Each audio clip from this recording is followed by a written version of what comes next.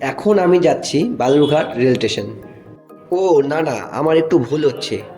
এখন বালুরঘাট রেল স্টেশনের নাম বদলে হয়ে গেছে বালুরঘাট অমৃত ভারত রেল স্টেশন। আজ থেকে 3 বছর আগে এই স্টেশনটি কত ছোট ছিল, কি ছিল স্টেশনটি। আর এখন যদি কেউ ঘুরতে যাও বা এই স্টেশনে যাও, তাহলে দেখতে পাবা এই স্টেশনে কত উন্নতি হচ্ছে।